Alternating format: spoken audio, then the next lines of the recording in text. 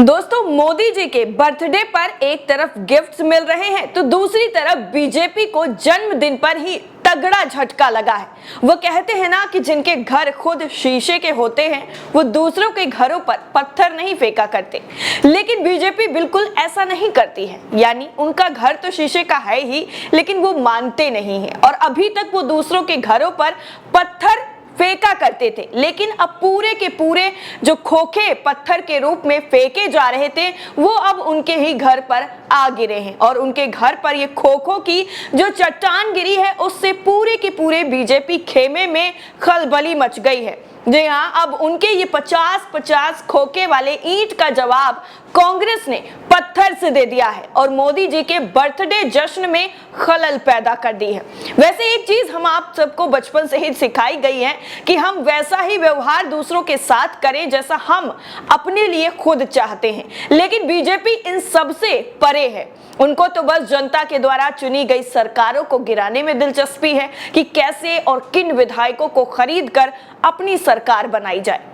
लेकिन आज बीजेपी के साथ वो हुआ है जो अभी तक खुद बीजेपी दूसरों के साथ करती थी, यानी खेला हो गया जनाब। दरअसल आप जानते ही होंगे कि हरियाणा के आदमपुर में उपचुनाव होने वाले हैं, लेकिन उसके पहले ही बीजेपी को 440 वोल्ट का झटका लगा है।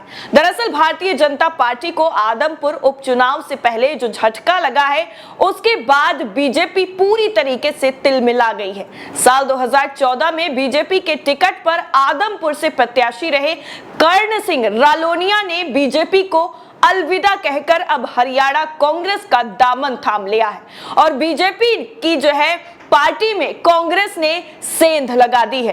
कर्ण सिंह रालोनिया ने शनिवार को राज्यसभा सांसद दीपेंद्र सिंह हुड्डा के नेतृत्व और कांग्रेस प्रदेश अध्यक्ष उदय भान सिंह की मौजूदगी में कांग्रेस की सदस्यता लेकर बीजेपी को ठेंगा दिखा दिया। कर्ण सिंह रानोलिया पूर्व में हरियाणा माटी कला बोर्ड के चेयरमैन भी रह चुके हैं।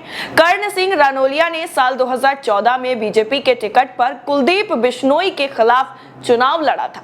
कुलदीप बिश्नोई के बीजेपी ज्वाइन करने के बाद कर्ण सिंह पार्टी से नाराज चल रहे थे। इसी वजह से उन्होंने कांग्रेस का हाथ थाम कर बीजेपी को अलविदा कह दिया। अब गौर करने की वाली बात यह है कि आदमपुर में एक्टिव बीजेपी नेताओं को यह लगने लगा है कि अब कुलदीप बिश्नोई के आने से यहां उन्हें तवज्जो नहीं मिलेगी। इसी वजह से धीरे धीरे पार्टी के छोटे मोटे नेता दूसरी जगह तलाशने लग गए हैं। कर्ण सिंह रानोलिया के साथ साथ आपको बता दें बीजेपी के कई स्थानीय नेता और कार्यकर्ता पार्टी छोड़कर यानी बीजेपी को छोड़कर कांग्रेस ज्वाइन कर सकते हैं और वो भी 1-2 की संख्या नहीं होगी, ये सैकड़ों की संख्या भी हो सकती है या फिर इससे भी ज्यादा संख्या हो सकती है। इसका अनुमान आप इसी बात से लगा सकते हैं कि बीजेपी से कितना ज्यादा कर्ण नाराज चल रहे थे।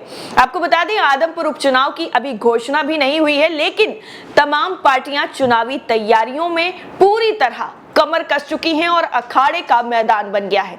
सबसे पहले आदमपुर के रण में आम आदमी पार्टी ने जनसभा कर अपना शक्ति प्रदर्शन दिखाया। अब कांग्रेस नेता दीपेंद्र सिंह हुड्डा और भूपेंद्र सिंह हुड्डा आदमपुर के मैदान में जुट गए हैं। वहीं बीजेपी में शामिल हुए कुलदीप सिंह बिश्नोई अभी चुनाव की तैयारियों को लेकर माहौल ही बनाने में लगे हुए हैं, लेकिन उनकी पार्टी में सेंधमारी हो गई।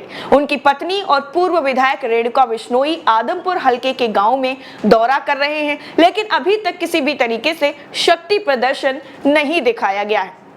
अभी कुछ दिन पहले की बात है, याद होगी आपको, जब बीजेपी ने अपना मास्टर स्ट्रोक चला था और गोदी मीडिया में मास्टर स्ट्रोक वाला जो गाना था वो सुनाई देने लगा था।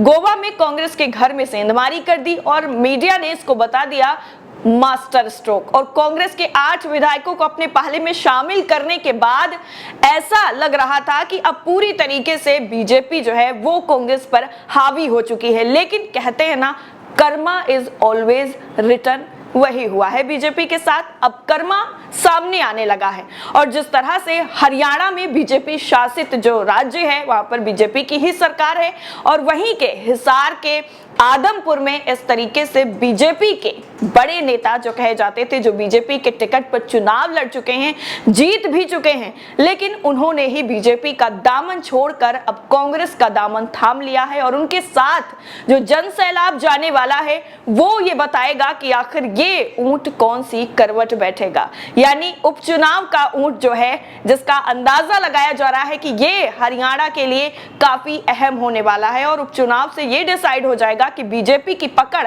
अब भी हरियाणा में कितनी मजबूत है। इस पूरी रिपोर्ट को लेकर और बर्थडे वाले दिन मिले इस शौक पर आप क्या सोचते हैं, कमेंट सेक्शन में जरूर बताइएगा। जय हिंद।